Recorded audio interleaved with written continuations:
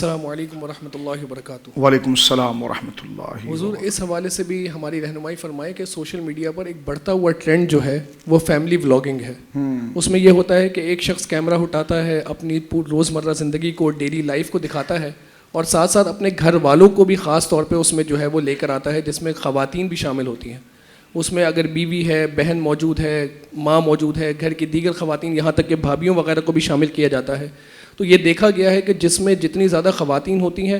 ان videos کے views بہت زیادہ آتے ہیں، ان سے پیسے کمانے کا ذریعہ بہت زیادہ اچھے طریقے سے وہ پیسے کما سکتے ہیں۔ تو ہماری نوجوان نسل ایک تو اٹریکٹ بھی بہت زیادہ ہوتی ہے اور تیزی سے اس طرف بڑھ رہی ہے کہ ہم بھی اس طرح کی ولاگنگ کریں، اپنے گھر والوں کو جو ہے وہ ہم اس میں دکھائیں۔ تو اس حوالے سے بھی ہماری رہنمائی فرمائیں۔ جی بالکل، آپ نے معاشرے کا ایک بڑا سسکتا ہوا سوال کیا ہے اور یہ ایک بڑی عجیب صورتحال قائم ہوئی ہے۔ میں اہل اسلام مسلمانوں سے کہنا چاہتا ہوں کہ کسی بھی چیز کو شروع کرنے یا وابستہ ہونے کے لیے بحیثیت مسلمان ہم اللہ رب العالمین جل وعلا کے دین کے پابند ہیں۔ اگر ہم واقعتاً اپنے آپ کو پورا دین کے حوالے کر دیں، جو حق ہے ہمارے اسلام کا، جو مطالبہ ہے اللہ کے دین کا، یہ تو نہیں ہو سکتا نا کہ میں پاکستانی ہوں اور پاکستانی ہونے کے حوالے سے یا کسی کنٹری کے سٹیزن ہونے کے حوالے سے میں اس کا شناختی کارڈ یا اس کا آئیڈینٹی کارڈ یا اس کی آئی ڈی یا اس کا پاسپورٹ تو میں ہائر کروں، لیکن اس کے بعد جو اس نے خاص ہدایات اپنے ملک کی حوالے سے دیے ہیں اس کو میں فراموش کرتا رہوں، یہ تو نہیں ہو سکتا۔ تو یہ کہ صرف کلمہ طیبہ پڑھنے کے بعد اسی رب کریم نے جن چیزوں کو شدید حرام قرار دیا اور اپنی ناراضگی کا اس کو ذریعہ قرار دیا اور فاسقوں، فاجروں اور اپنے نافرمانوں کی اسے صورت و شکل و عادت قرار دیا، تو ہم اس کو اپنائیں۔ لہذا مسلمانوں کے لیے لازم یہ ہے کہ دیکھنا یا بنانا نہ یہ کرنا،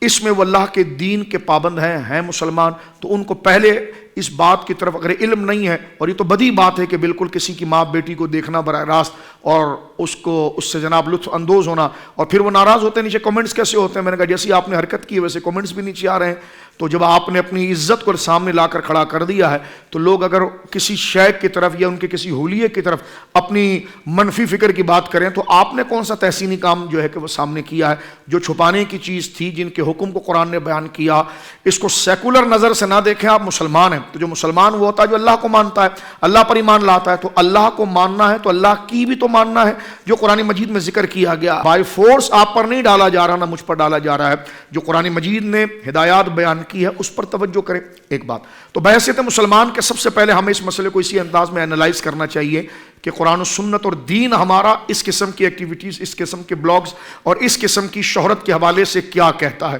اور یقیناً وہ ناجائز کہتا ہے، تو ہمیں نہ اس کو دیکھنا چاہیے، نہ بنانا چاہیے، نہ کومنٹس کے ذریعے ایسی بد فکر کی ہم اس گناہ کے کام کے اندر اپنے آپ کو شریک کر کے اپنے ذمے اور اپنے کھاتے میں اس عذاب کو لینا چاہیے۔ ایک بات اب میں ایک مثال دینا چاہتا ہوں علامہ صاحب، وہ یہ ہے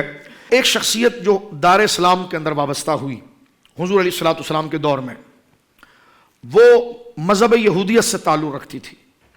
جب انہوں نے اسلام قبول کر لیا تو ہماری ساری کتابوں کے اندر موجود ہے کہ دین تو ایک ہی ہے، شرائع مختلف ہیں۔ دین کہتے ہیں عقائد کو، اللہ، رسول، آخرت۔ حضرت آدم سے لے کر جناب رسول اللہ تک جتنے انبیاء علیہم الصلوۃ والسلام، دین سب کا ایک تھا۔ شریعت طباع، طبیعتوں، ماحول کے اعتبار سے عادات، فروعات، خصلت، کھانے پینے، جو عقائد سے ہٹ کر چیز ہیں، وہ لوگوں کے ماحول، مزاج، آب و ہوا کے حوالے سے ہر شریعت کے اندر مختلف رہی ہے۔ عقائد ایک ہیں، دین ایک ہے، جس کو قرآن کریم میں بھی جگہ جگہ ذکر کیا ہے کہ شرائع ہم نے مختلف کی ہیں۔ ایک بات شریعت بمانا راستہ اس فروع کا جو لوگوں کی اپنی نیڈ ہوتی ہے طبعی اعتبار سے۔ تو یہود کے اندر اونٹ کا گوشت ممنوع تھا، اونٹ کا گوشت وہ نہیں کھاتے تھے۔ جب یہ مبارک شخصیت اسلام لے کر آئی تو انہوں نے اونٹ کو کوئی حرام نہیں کہا تھا، یعنی کیونکہ رہے تھے، جب اسلام لے آئے تو لے آئے۔ اب دسترخوان لگا ہوا تھا، دسترخوان کے اندر سامنے اونٹ کا گوشت بنا ہوا تھا، کچھ اور چیز تھی، انہوں نے وقتی طور پر اس کو اوائڈ کیا۔ اوائڈ معاذ اللہ اس لیے نہیں کیا کہ اس کو حرام سمجھتے تھے، حلال کو حرام سمجھنا یہ تو بڑا شدید اقدام ہے، حضرت صحابہ کیسے کر سکتے؟ یہ نہیں تھا کہ وہ اس کو حرام سمجھتے تھے، بس طبیعت، کیونکہ ظاہر سی بات ہے زندگی کی کئی دہائیاں اس ماحول میں رہی ہیں، تو طبیعت اور مزاج میں کوئی ایسی نفرت جو ہے وہ مزاجن آئی ہے کہ نہیں پسند ہے، تو انہوں نے نہیں کھایا، اونٹ کا گوشت نہیں کھایا، کچھ اور کھانے لگ گئے۔ تو قرآن کی آیت نازل ہو گئی ادخلوا فی السلم کافہ، پورے اسلام میں آؤ۔ ارے جب توحید مان لی ہے، گوشت کا دین سے کیا تعلق ہے؟ اب گوشت کھائیں یا نہ کھائیں، رسول اللہ صلی اللہ علیہ وسلم کی رسالت قبول کر چکے ہیں. ان الدین عند اللہ الاسلام، اور الیوم اکملت لکم دینکم واتممت علیکم نعمتی ورضیت لکم الاسلام دینا. وہ دین اسلام کو قبول کر چکے ہیں، تو وہ اس گوشت کو نہ کھائیں تو کیا ہے؟ مفسرین نے فرمایا نہیں، مسئلہ یہ نہیں ہے